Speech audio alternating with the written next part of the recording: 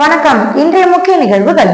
காரைக்காலில் பைக் திருட்டில் ஈடுபட்ட சிறுவன் உட்பட 4 கைது. 2 பைக்குகள் பறிமுதல். புதுச்சேரியில் 3வது தேசிய அளவிலான புளோர் கர்லிங் போட்டியின் துவக்க விழா. புதுச்சேரி கர்லிங் சங்க பொதுச் செயலாளர் வினோத் ஏற்பாட்டில் ராஜீவ்காந்தி உள்விளையாட்டு அரங்கில் நடைபெற்றது. பல்வேறு கோரிக்கைகளை வலியுறுத்தி ஏஐடியூசி கட்டிடக்கலை தொழிலாளர் சங்கத்தினர் சட்டமன்றம் முன்பு ஆர்ப்பாட்டம். இனி விரிவான நிகழ்வுகள். காரைக்காலில் பைக் திருட்டில் ஈடுபட்ட சிறுவன் உட்பட 4 கைது செய்து 2 பைக்குகளை பறிமுதல் செய்தனர். காரைக்கால் மாவட்டம் திருப்பட்டினம் பகுதிக்கு அம்புத்திடல் என்ற இடத்திலிருந்து கடந்த 10ஆம் தேதி இரவு 2 இருசக்கர வாகனங்கள் அடையாளம் தெரியாத நபர்கள் திருடி சென்றதாக திருப்பட்டினம் காவல் நிலையத்தில் புகார் அளிக்கப்பட்டது. புகாரின் அடிப்படையில் 2 வேறு வழக்குகள் பதிவு செய்து திருப்பட்டினம் போலீசார் விசாரணை செய்து வருகின்றனர். இதனிடையே திருப்பட்டினம் காவல் நிலைய ஆய்வாளர் மரிய கிறிஸ்டின் பால் உத்தரவின் பேரில் உதவி காவல் ஆய்வாளர் முருகன் தலைமையிலான போலீசார் வாகன சோதனையில் ஈடுபட்டுக் கொண்டிருந்த பொழுது சந்தேகத்திற்கிடமான இருசக்கர வாகனத்தை பரிசோதனை செய்த போது மேற்படி வாகனத்தில் ஒட்டப்பட்டுள்ள வாகன எண் போலியானது என்பது தெரிய வந்தது. அந்த வாகனத்தின் சேஸ் நம்பர் மூலம் மேற்படி வாகனமானது திருப்பட்டினம் காவல் நிலைய சரகத்தில் திருடி போன வழக்கு சம்பந்தப்பட்ட வாகனம் என்று தெரிய வந்தது. அதன் அடிப்படையில் மேற்படி வாகனத்தை ஓட்டி வந்த நபர் மாவட்டம் செல்லூர் சுனாமி காலனியை சேர்ந்த பரத்ராஜ் என்பதும் வயது 19 என்பதும் 17 வயது சிறுவன் ஆகியோர்களை விசாரித்ததில் இருவரும் கடந்த 10ஆம் தேதி நடைபெற்ற வாகன திருட்டில் ஈடுபட்டவர்கள் என்பது தெரிய வந்தது. மேலும் இதேபோல் திருப்பட்டினம் பகுதியில் ரூபாய் 2 லட்சம் மதிப்புள்ள பைக்கை திருட்டில் ஈடுபட்ட தஞ்சாவூர் சூர்யா, நாகை மாவட்டம் வெளிப்பாளையம் பகுதியை சேர்ந்த திருநாவுக்கரசு வயது 22 மற்றும் வேளாங்கண்ணியை சேர்ந்த தேவேந்திரன் என்கிற தேவா வயது 21 ஆகியோரிடம் சேர்ந்து திருடியது தெரிய வந்தது. இதனை திருப்பட்டினம் சரக்கத்தில் மட்டும் ரூபாய் 2.75 லட்சம் மதிப்பிலான 2 பைக்குகளை மேற்படி 5 பேரும் திருட்டில் ஈடுபட்டது தெரிய வந்தது.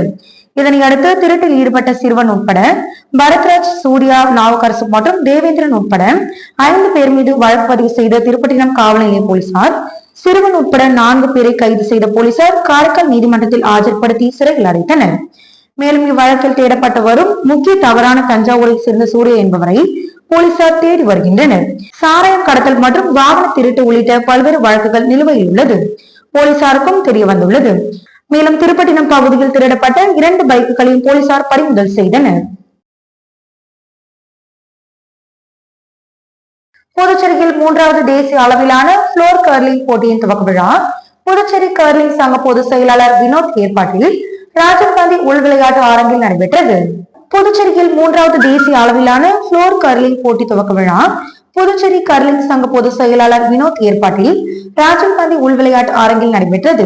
இப்போட்டியை உள்துறை அமைச்சர் நமச்சிவாயம் துவக்கி வைத்தார். உடன் தலைமை செயலர் சரத் சௌகான், செயலர் அமர்நாத் தல்வேடா, இந்திய கர்லிங் தலைவர் ரஷ்மி சாலுஜா, பல நாடுகளில் இருந்து அம்பாசிடர் இயக்குனர் பிரியதர்ஷினி, சங்க தலைவர் சரவணன், துணைத் தலைவர் அருண்குமார் மற்றும் பல IAS அதிகாரிகள் கலந்து கொண்டனர். இப்போட்டியில் 22 மாநிலங்களில் இருந்து சுமார் 500 மாணவ மாணவிகள் கலந்து கொண்டுள்ளனர். இதன் நிறைவு மற்றும் பதக்கம் வழங்கும் விழா நாளை முதல்வர், உள்துறை அமைச்சர், சட்டமன்ற உறுப்பினர், தலைமை செயலர் உட்பட பலர் கலந்து கொள்கின்றனர்.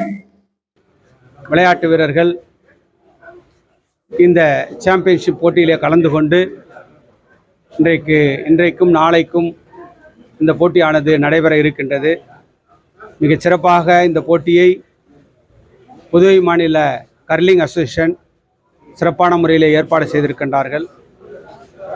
இதன் மூலமாக நம்முடைய மாணவ மாணவிகளுக்கு விளையாட்டிலே ஒரு ஆர்வத்தை ஏற்படுத்துகின்ற ஒரு நோக்கத்தோடு இன்றைக்கு இந்த நிகழ்வானது இங்கே ஏற்பாடு செய்யப்பட்டிருக்கின்றது. இன்றைக்கு மிக சிறப்பாக இந்த துவக்கம் இன்றைக்கு ஆரம்பித்திருக்கின்றது. நாளை மாலை மாண்புமிகு முதல்வர் அவர்கள் நம்முடைய விளையாட்டு வீரர்கள், வெற்றி பெற்ற வீரர்களுக்கு பரிசளிக்க இருக்கின்றார்கள். அந்த நிகழ்வு நாளை மாலை 5 மணி அளவிலே நடைபெற இருக்கின்றது. இது முதல் முறையாக அனைத்து நாடுகளிலும் இருந்து பிரதிநிதிகள் இந்த விளையாட்டிலே பங்கெடுத்திருப்பது என்பது மிகவும் ஒரு மகிழ்ச்சிகரமான ஒன்று. புதுவை மாநிலத்திற்கு ஒரு பெருமை சேர்க்கக்கூடிய ஒரு விஷயம். எனவே இந்த நிகழ்வை நடத்திய புதுவை மாநில கர்லிங் அசோசியேஷனுக்கு என்னுடைய வாழ்த்துக்களையும் பாராட்டுகளையும் தெரிவித்துக் கொள்கிறேன். குயவர்பாளையம் லெனின் வீதியில் உள்ள பெருந்தலைவர் காமராஜர் சிலைக்கு வீரப்பன் தலைமையில் மாலை அணிவித்து மரியாதை செலுத்தப்பட்டது. மகாத்மா காந்தியின் 155வது பிறந்தநாள் விழாவும் பெருந்தலைவர் காமராஜர் அவர்களின் 49ஆம் ஆண்டு நினைவு நாள் விழாவும் குயவர்பாளையம் லெனின் வீதியில் உள்ள பெருந்தலைவர் காமராஜர் சிலைக்கு வீரப்பன் தலைமையில் மாலை அணிவித்து இன்று மரியாதை செலுத்தப்பட்டது. இந்த நிகழ்ச்சியில் ராமு இளங்கோவன், ஞானசேகரன், மூர்த்தி, மாரியப்பன், நாகரத்தினம், ராமு, ஆறுமுகம், தட்சிணாமூர்த்தி, எலக்ட்ரிஷியன் மணி, வழக்கறிஞர் ராமதாஸ், பழனி, ராஜ்குமார், ஏழுமலை முருகன், ரமேஷ், பன்னீர், ஏழுமலை நரசிம்மலால், ஆடிட்டர் கோவிந்தராஜ், மூர்த்தி, நித்யா, மோகன் மற்றும் பெருந்தலைவர் காமராஜ் தொண்டர்கள் பலர் கலந்து கொண்டனர். இந்நிகழ்ச்சியின் ஏற்பாட்டினை குயவர்பாளையம் காமராஜர் தொண்டர்கள் சிறப்பான முறையில் செய்திருந்தனர்.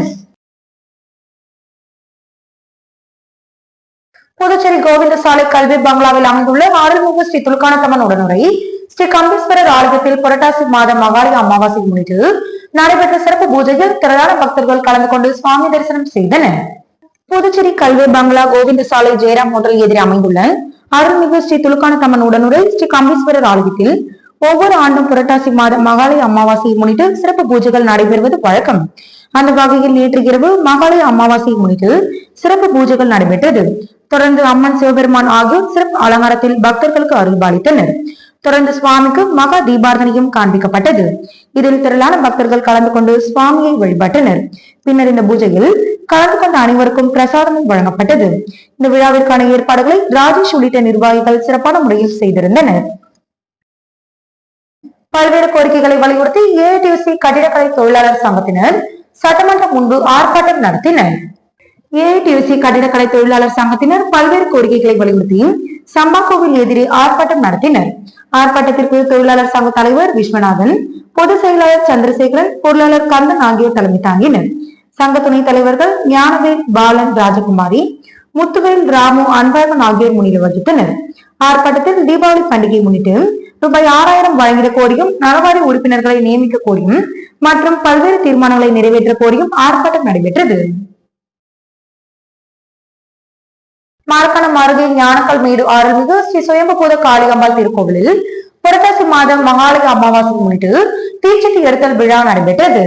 விழுப்புரம் மாவட்டம் வானூர் சட்டமன்ற தொகுதிக்குட்பட்ட மரக்கணம் அருகே உள்ள ஞானக்கல் மேடு கிராமத்தில் அமைந்துள்ள ஸ்ரீ சுயம்புபூத காளியம்பாள் திருக்கோவிலில் புரட்டாசி மாத மகாலய அமாவாசையை முன்னிட்டு தீச்சட்டி எடுத்தல் விழா நடைபெற்றது.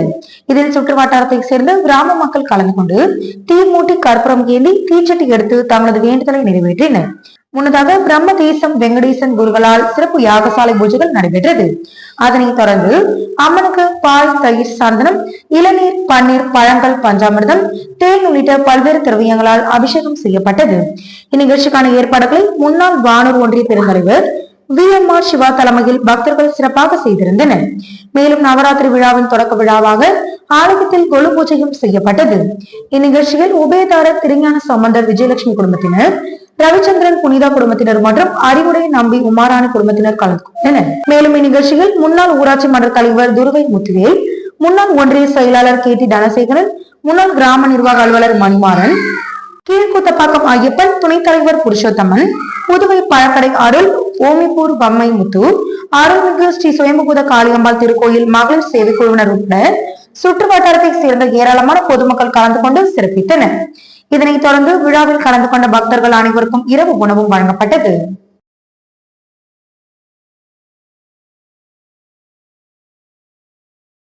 ஊசுடு சட்டமன்ற தொகுதிக்குட்பட்ட பள்ளிகளில் மிதிவண்டி, ரெயின்கோட் மற்றும் அங்கன்வாடியில் முதியோர்களுக்கு போர்வை, காலணிகள் உள்ளிட்ட நலத்திட்ட உதவிகளை அமைச்சர் சாகித்ய சரவணகுமார் வழங்கி தொடங்கி வைத்தார். ஊசுடு சட்டமன்ற தொகுதிக்குட்பட்ட பள்ளிகளில் மிதிவண்டி, ரெயின்கோட் மற்றும் அங்கன்வாடியில் முதியோர்களுக்கு போர்வை, காலணிகள் உள்ளிட்ட நலத்திட்ட உதவிகளை அமைச்சர் சாகித்ய சரவணகுமார் வழங்கி தொடங்கி வைத்தார். இதில் தொண்டமாநத்தம் அன்சாரி துரைசாமி பள்ளியில் மாணவர்களுக்கு மிதிவண்டியும், பிள்ளையார்குப்பம் நேதாஜி சுபாஷ் சந்திரபோஸ் பள்ளியின் பெயர் பலகை திறப்பு விழாவில் கலந்து கொண்டு பெயர் பலகையை திறந்து வைத்து மாணவர்களுக்கு மிதிவண்டி மற்றும் ரெயின்கோட்டையும் வழங்கினார். இதனைத் தொடர்ந்து கூடப்பக்கம் அண்ணாமலை ரெட்டியார் பள்ளியில் மாணவர்களுக்கு மிதிவண்டி மற்றும் ரெயின்கோட்டையும் வழங்கி தொடங்கி வைத்தார். இதேபோல் ராமநாதபுரம், பிள்ளையார்குப்பம், அகரம், பொறையூர் ஆகிய பகுதிகளில் உள்ள அங்கன்வாடிகள் முதியோர்களுக்கு போர்வைகள் மற்றும் காலணிகளை வழங்கினார். இந்நிகழ்ச்சியில் ஊசுடு தொகுதி பாஜக ஒருங்கிணைப்பாளர் சாய் தியாகராஜன், தொகுதி தலைவர் ஐயனார் மற்றும் பள்ளியின் தலைமை ஆசிரியர்கள், ஆசிரியர்கள், மாணவர்கள் மற்றும் பாஜக நிர்வாகிகள், கூட்டணி கட்சியினர், பொதுமக்கள் என ஏராளமானோர் கலந்து கொண்டனர். கல்வி பணியில் 40 ஆண்டுகள் எனது கருத்தை மையமாக வைத்து புதுச்சேரி அமலோற்பவம் பள்ளி மாணிக்க விழா கொண்டாட்டங்கள் வெகு விமர்சையாக நடைபெற உள்ளதாக பள்ளி நிறுவனர் தாளாளர் மற்றும் முதுநிலை முதல்வர் லூர்துசாமி தெரிவித்தார்.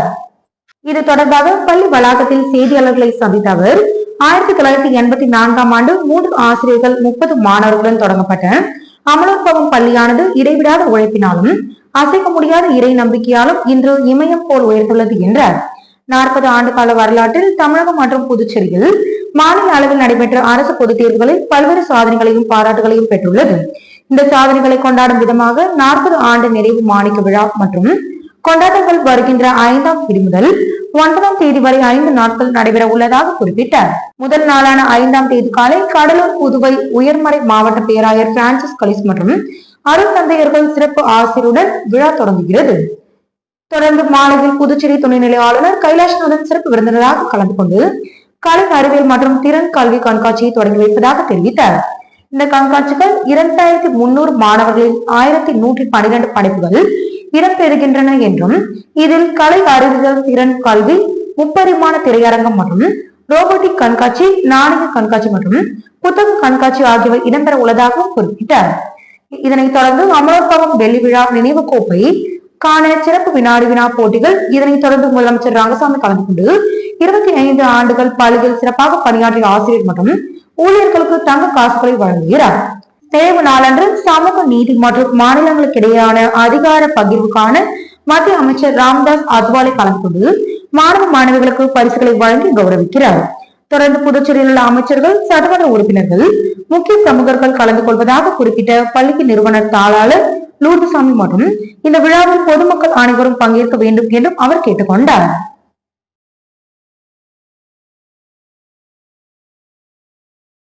இன்றைய நிகழ்வுகள் இத்துடன் நிறைவடைகின்றன. வணக்கம்.